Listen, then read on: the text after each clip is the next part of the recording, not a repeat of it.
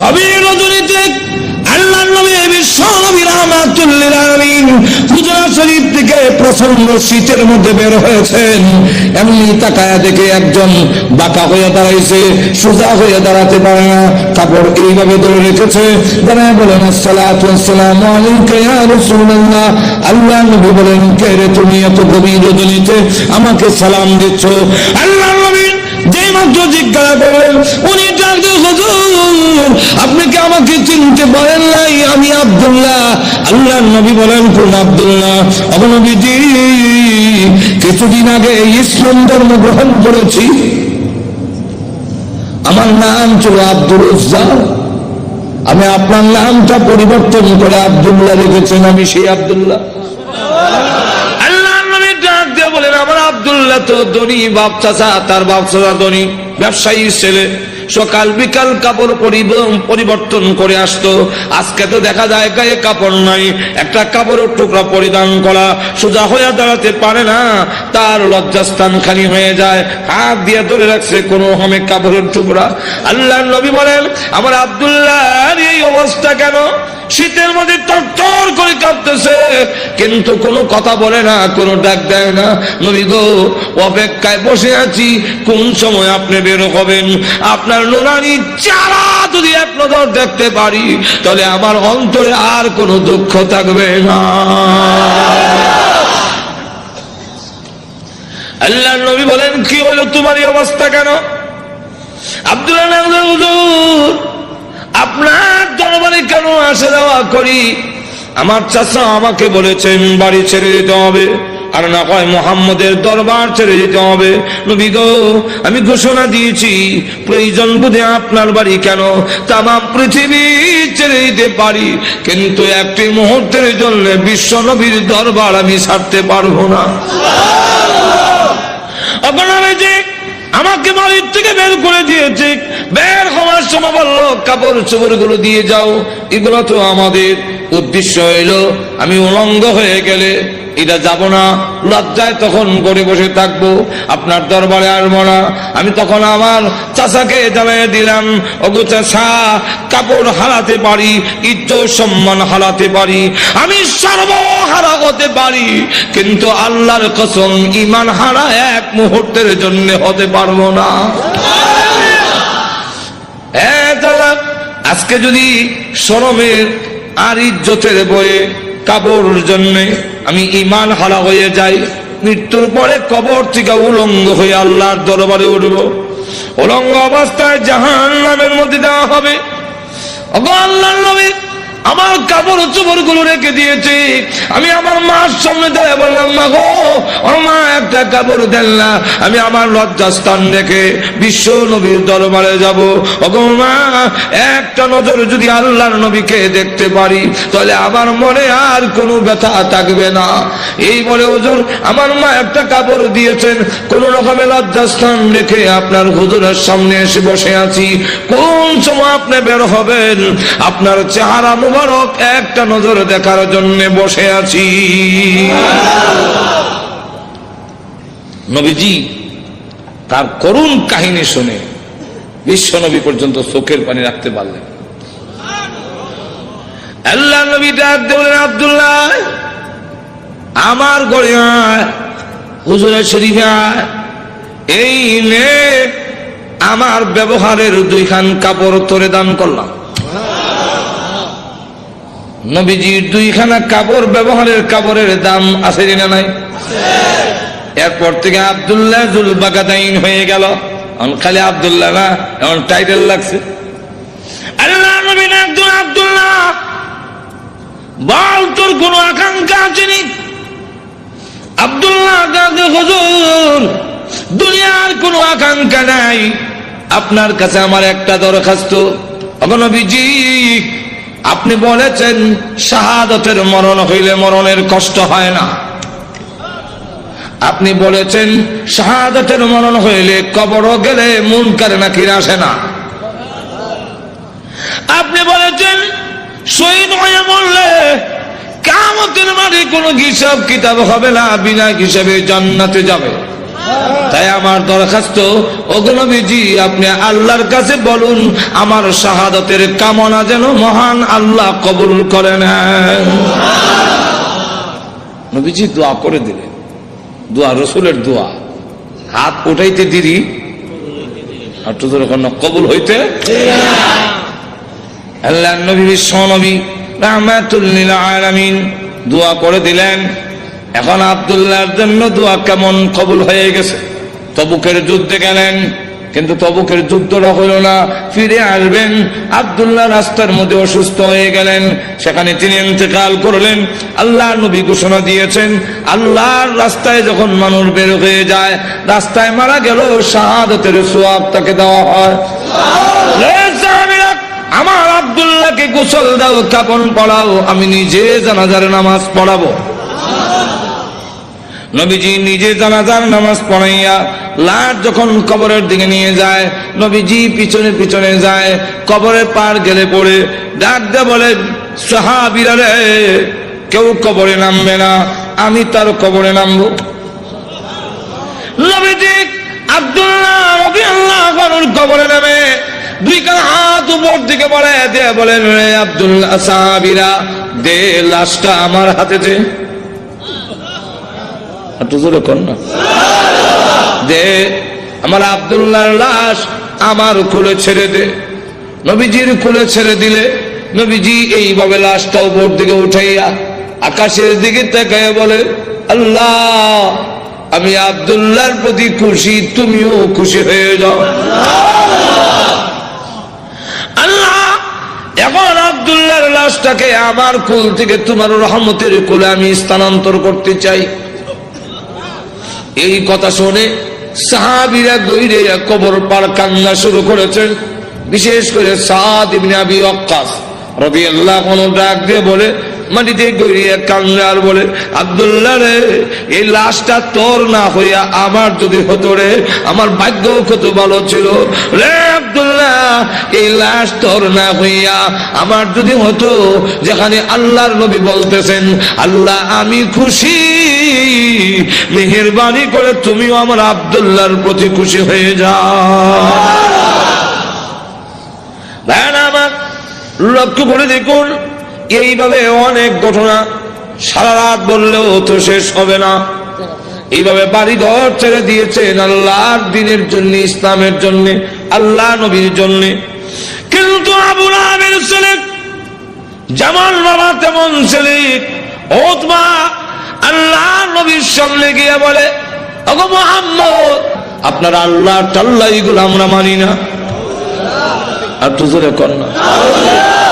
আর নবীজির সামনে দাঁড়ায় বলে, আপনার দুই মেয়েকে তালাক দিলাম। নবীজির তাফসীরে মাযহারিতে লেখে, আল্লাহ নবীর উপরে হামলা করে টান দিয়ে জামা ছেড়ে ফেলেছে।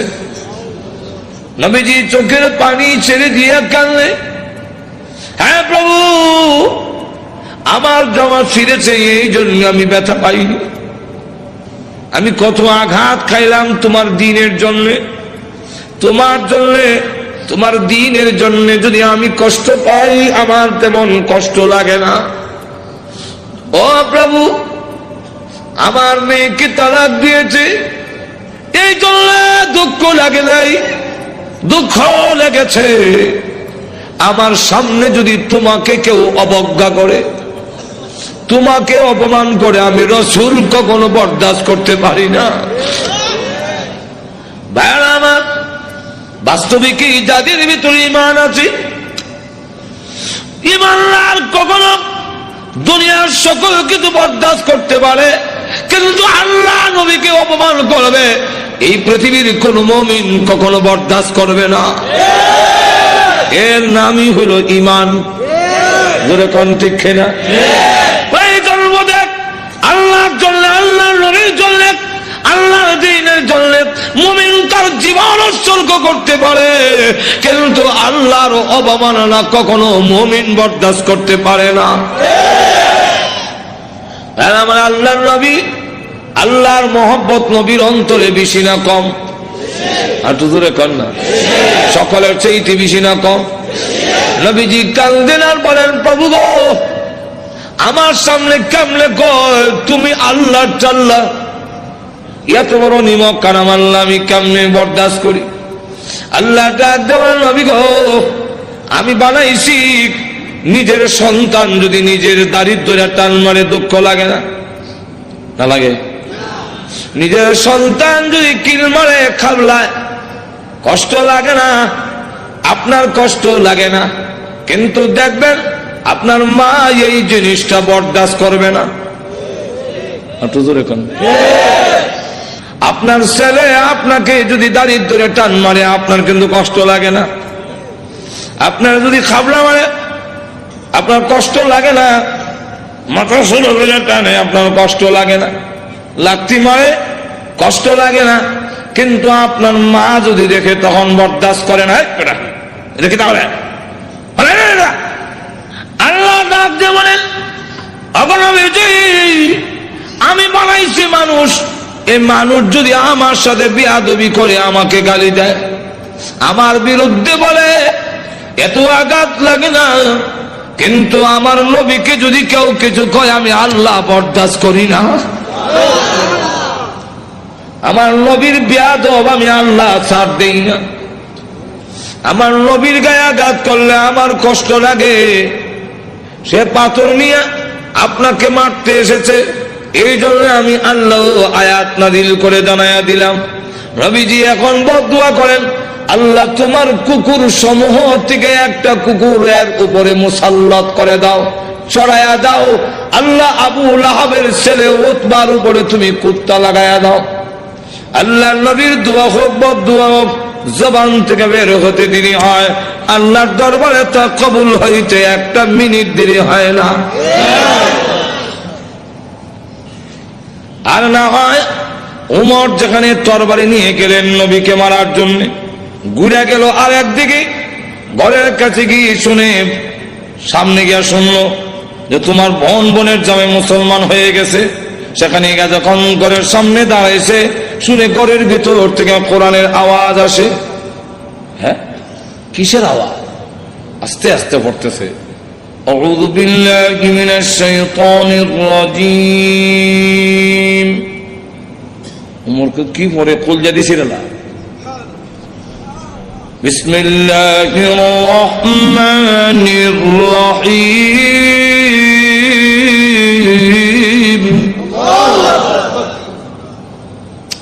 হ্যাঁ, গণকে আওয়াজ ফাতেমা কাহা আজরাইল আইছে, দরজা খুলছে। আর ফরায় যে হযরত খাব্বাব রাদিয়াল্লাহু, তিনি দরজার আড়ে লুকাইয়া গেছে, আল্লাহ লা ইলাহা ইল্লা সুবহানাকা ইন্নী। বোন এবং বোনের জামারে তো একবারে মারবে না, উমর তো আমারও দুই টুকরা করলো, তরবারি আতই আছে। দরজার আড়ে লুকাইয়া খালি খতমে ইউনূস পড়ে। উমর ঢুকে তার বোন রে দিল এক থাপ্পড়, বোনের জামাই রে থাপ্পড় খাইয়া উল্টে গিয়ে বসছে। বোন বাধা দিয়ে, আমার স্বামীরে মারো কেন? দিলাম তোরা একটা। বোন যখন থাপ্পড় খাইছে, খানের পর্দা ফেটে গেছে, বোন তখন কয়, শোনো, তুমি যেমন খাত্তাবের ছেলে, আমিও খাত্তাবের মেয়ে। তুমি জানো না ইমান এমন এক জিনিস, এটার মধ্যে যত চাপ দেওয়া যায় অত এটার স্প্রিড।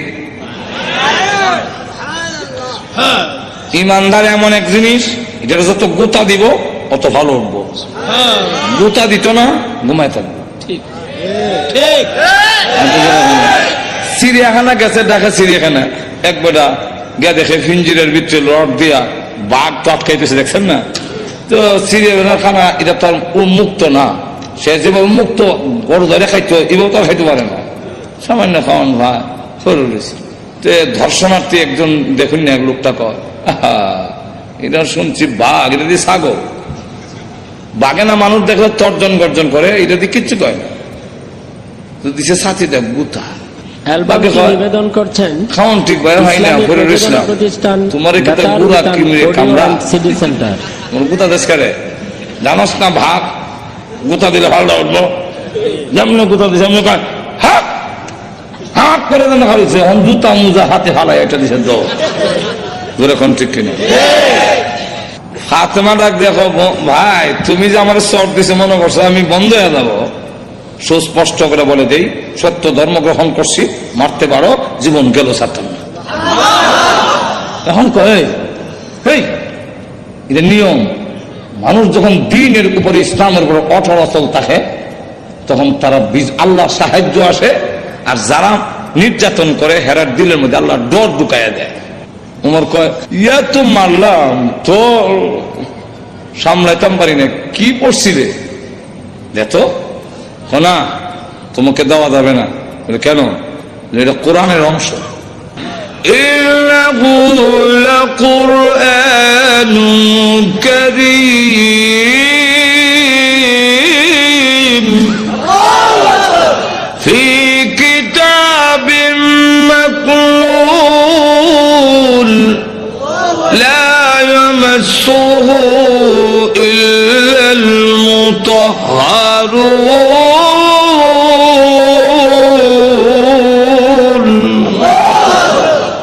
সম্মানিত কোরআন লোহে মাহফুজে সংরক্ষিত, এটা স্পর্শ করা যায় না অপবিত্র অবস্থায়। তাহলে কি করতে হবে? বলে গোসল করে আও। কাফেররা তো মুত্তা পানি লয় না, তুমি মুত্তা পরিষ্কার হয়ে আও। দিছে হন হইছে কোরআন পড়ে। তাহা মা আনজালনা আলাইকাল কুরআনা লিতাশকা। বর্তমান ওই আয়াত পর্যন্ত গেছে। ইন্নানি আনাল্লাহু লা ইলাহা ইল্লা আনা ফা'বুদনি।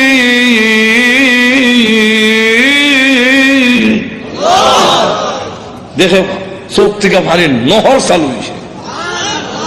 এমনি ডাক দেখা বোন, আমার মোহাম্মদের দরবারে নিয়ে আসল।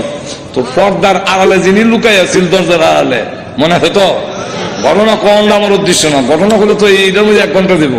ঘটনা হওয়া উদ্দেশ্য না, উদ্দেশ্যটা হইল ওই কথাটা বুঝে পেলে গা। দরজার আড়াল থেকে এমনি কয় আর লুকাই থেকে লাভ নাই। তখন বুঝে লেছি উমর মারতো না। তো সংবাদটা আমি আগে দিলাই, কারো সুসংবাদ আগে দিতে একটা মনের মধ্যে একটা আনন্দ পাওয়া যায়। তো আমি আগে দিলাই। এমনি দরজার বাইরে থেকে আড়াল থেকে বেরিয়ে কয়, হ্যাঁ মা, তাদেরকে কোরআন শরীফ আমি পড়াইছি। আচ্ছা, তো আপনাকে সুসংবাদটা দেওয়ার জন্য বেরিয়েছে, তখন লুকাই আসলাম। কি সুসংবাদ? বলে দারুল আরকাম, গোপন ঘাঁটি, যেখানে দিন প্রচার করা হয় লুকাই লুকাই এখান থেকে, যার নাম ছিল দারুল আরকাম। এই দারুল আরকামে গত রাত্রে আমি বিশ্ব নবীকে দোয়া করতে শুনছি। আল্লাহ রসুল বলছেন, আল্লাহুম্মা আইজ্জিল ইসলামা বি আহাদিল উমরাইন। আল্লাহ 2টা উমর থেকে একটা উমর ইসলামের ভিতরে এনে ইসলামের শক্তিশালী করে দাও। একটা হলো উমর ইবনুল খাত্তাব, আর একটা হলো উমর ইবনে হিশাম, যার টাইটেল হলো আবু জেহেল। আগে আসলে আবুল হেকম, এরও নাম উমর, আর এই আমিরুল মুমিনিন উনার নামও উমর। আল্লাহ রসুল বলে, এই 2টা উমর থেকে একটা উমর আমারে দাও। আল্লাহ রাব্বুল আলামিন মনে হয় গত রাত্রের রসুলের দোয়াটা তোমার বেলায় কবুল হয়ে গেছে। কথাটা বুঝলেন? তো রসুল দোয়া করতে দেরি হয়, বদদোয়া এরকম। তো এই অবস্থায় দোয়া যখন বদদোয়া হোক আর দোয়া কবুল হয়ে যায়, রসুল যখন কইয়া দিলেন কুকুর সমূহ থেকে একটা কুকুর ছড়াইয়া দাও, এখন দেখেন কি হয়। আবু লাহাবের ছেলে উতবা, সে সিরিয়ার থেকে ব্যবসায়ী কাফেলা নিয়ে আসতেছে। রাস্তার এক জায়গার মধ্যে বিশ্রামের জন্য তাদের গমের বস্তা, খেজুরের বস্তা তৈছে। এমনি দেখে পাহাড়ের টিলার মধ্যে একটা ভাগ বৈশা, খালি মাথা ঘুরাইয়া আবু লাহাবের ছেলে উতবারে ভালো করে দেখে, যেমন বোঝা যায় গোয়েন্দা অফিসার আসামি দেখতেছে। এমনি সে ডাক দিয়া কয়, ও আমার সাথীরা, বাঘ যেভাবে আমার দিকে চায়, এতে বোঝা যায় মুহাম্মদের বদদুয়া কবুল হয়ে গেছে। তো রসুল তো বলছিলেন কুকুর, এখন তো বাঘ, তো উল্টা দি না, উল্টা না, রসুল কুকুর দিয়া বাঘই বুঝাইছেন। হেরাও বুঝছে। এর কারণ রসুল বাঘ কইয়া কুকুর কইয়া কুত্তা বুঝাইলেন কেমনে? কুকুর মানে বাঘ, বাঘ মানে কুকুর, 2টার একটা মিল আছে। কি মিল? চতুষ্পদ জানোয়ারের মধ্যে কুত্তা হাও আলগি দিয়া পেশাব করে, আর বাঘও হাও আলগি দিয়া পেশাব করে। তাহলে মুতায় মুতায় 2টার একটা মিল আছে। হাইওয়াতুল হাইওয়ান নামক কিতাবের মধ্যে এই ইয়েটা দিচ্ছেন, কথা বুঝছেন? এখন আসুন, তাহলে দেখা গেল এই অবস্থায় সকলে আপনি আমাদের ছেলে, সর্দারের ছেলে, আপনার সিকিউরিটির ব্যবস্থা আমরা করবো। আপনি ভয় পাচ্ছেন কেন? সিকিউরিটি তারা করবো। সিকিউরিটি, কত সিকিউরিটি বন্ধ করলে খারাপ হিসেবে যায়, লোক নাই, মানুষ নাই, এরকম বহুত ঘটনা। আটো জোরে এখন না, গজব আসবার হইলে ফিরাইতে পারে না। এখন দেখা গেল সিকিউরিটি দিব, তখন তারা সব গমের বস্তা বুঝলেননি আর খেজুরের বস্তা একখানে একত্রিত করে একটা উঁচা পাহাড়ের টিলার মতো মানে সেখানে জায়গা করে দিয়ে বলেন আপনি সেখানে ঘুমান, আমরা নিচে ঘুমাবো। বাঘের নিয়ম হইল আগে যারে পায় তারে খায়, তা আমাদেরকে খেয়ে না মেরে খাবে, এর আগে তো না। ঘুমান মানুষ সব ঘুমাইছে, হ্যাঁ ও নাক ডাকা। যখন নাক ডাকা আরম্ভ হয়েছে বাঘে কয় আমার যাওয়ার টাইম হয়েছে। আল্লাহ যাইবার আগে গন্ধটা তোর নাক ফিট করে দেয়, এই গন্ধে যারে পাবি তারে ধরবি, উল্টা পাল্টা ধরিস না। বাঘ গিয়া যতটুকু ঘুমাইছে সবটুকু চেক করে, কারণ প্রত্যেকের শরীরে আলাদা একটা ছোট সময় বাইসাব যখন কোথায় গেঞ্জি রানবে আমার গেঞ্জি রানিচ্ছেন, তখন কোন গেঞ্জি আব্বার কোনটা বাইসাব বুঝতাম কেমনি, আর নিলে থাপ্পড় হম উল্টা হল্টা নিলে তো নাকও লাগাইতাম, নাকও লাগাই বুঝতাম এটা আব্বার গেঞ্জি, এটা বাইসাব গেঞ্জি, গন্ধের শরীরে একটা গন্ধ আছে না। তো বাঘে গিয়ে সবচেয়ে চেক করে গন্ধ তো মিলে না, আমার আসামি কো মাথা ঘুরাই দেখে বস্তার ঘুরে একটা ঘুমায় নাক ডাকাইতেছে, তাহলে এটা দেখে ফেলি, লাভ দিয়া বস্তার ঘুরছে, ওইটা নাক লাগাইতে এই যে আমার আসামি বলা হচ্ছে। নিচে নিয়া মাথা এখানে, পা এখানে, হাত এখানে, নারী বুড়ি এখানে, আলাদা আলাদা করিয়া মাছের ভাগার মতো ছড়াইয়া বাঘ আবার গিয়ে টিলাত বৈশা পলক দৃষ্টিতে তাকে রয়েছে। এরা ঘুম থেকে উঠতে যখন চিৎকার দিবে আমি আনন্দ করব, আল্লাহর এবং নবীর দুশমনরে আমি খতম করেছি। এরা সিকিউরিটি দিল, সিকিউরিটি আমাদের শেষ করে গেছে, আমি করছি। আল্লাহ তখন আয়াত নাযিল করলেন, এই হলো শানে নজর, আয়াত নাযিল করে বলে কুতিলাল ইনসানু মা আকফারহু,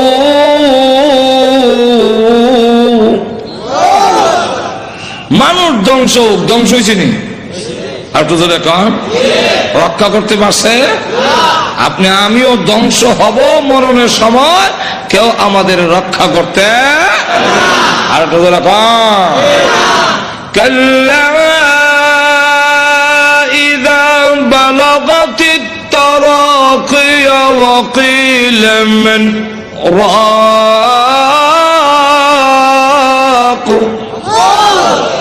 তখন কন্ট্রোল হইতে জানা আসবে, কেউ রক্ষা করতে পারবে না। আল্লাহ তখন আয়াত নাযিল করে বলেন কুতিলাল ইনসান, মানুষ ধ্বংস হোক, মানুষ বড় অকৃতজ্ঞ। এখন আল্লাহ এক একটা নিয়ামতের কথা তুলে ধরে বলেন তুই যে অতিকৃতজ্ঞ হইলে একটু চিন্তা করলি না, মিন আইয়ি শাইইন খালাকা, তুই কিসের তৈরি, তোরে কি দিয়ে বানানো হইলো, এটার জবাব আমরা দিতে পারবো না, কারণ আমি জানি না তুই কি দিয়ে বানিয়েছেন। এর লাগে আল্লাহ নিজেই জবাব দিয়েছেন, মিন নুতফা, নাফাক পানি দিয়ে বানাইছি, যেটা অত্যন্ত ঘৃণিত, আমি আল্লাহ এত সুন্দর করে তোরে বানাইলাম।